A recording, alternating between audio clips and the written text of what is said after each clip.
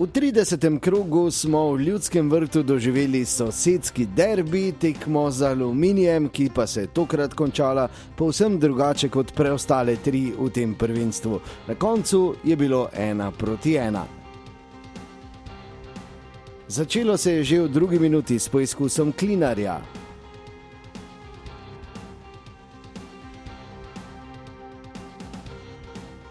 V 18. minuti je Marcos Tavares izvedel zanimivo akcijo v kazenskem prostoru Aluminija, ki se je končala s kotom.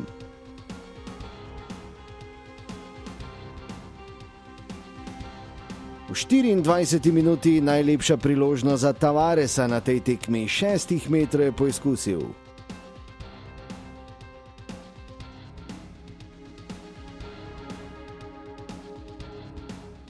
Tri minute kasneje je dobro iz kakih 16 metrov sprožil Hotić, na mesto je bil Janžeković.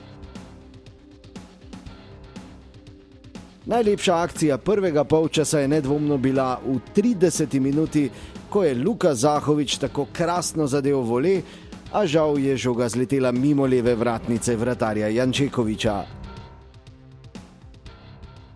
V 41. minuti pa trenutek nepazljivosti in Aluminij je povedel z zadetkom Luke Štora. Do konca polčasa se ni spremenil rezultat in na odmor je odšel Aluminij s prednostjo 1:0. Ko smo v drugem polčasu pričakovali pritisk Maribora, pa sta najprej dve priložnosti bili za Aluminij. V 48. minuti je tako sprožil Petrović mimo vrat. V 56. minuti še priložnost Muminovića.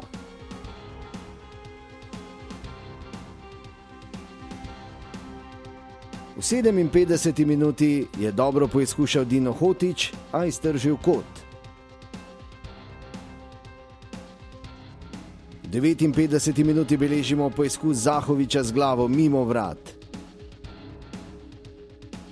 Še ena lepa priložnost za Maribor, ki je silovito pritisnil v 66. minuti, ko je Mešanović poizkusil Janžeković žogo na kratko izbil, nato pa so jo iz črte rešili njegovi soigralci. V 69. minuti še en poizkus Hotića mimo vrat. No, v 80. minuti pa le izenačenje.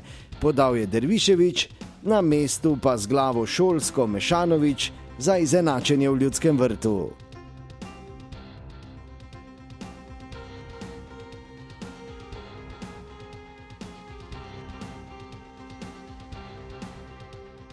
Na to so nekoliko pritisnili tudi nogometaši Aluminija in v 87. minuti je imel krasno priložnost Matjašič, ki se je znašel iz oči v oči s Piričem, ki pa iz tega dvoboja je šel kot zmagovalec. Najlepšo priložnost za zmago je imel Aluminij minuto kasneje, ko je branilec Kontek tako iz bližine zgrešil, kar se težko zgreši.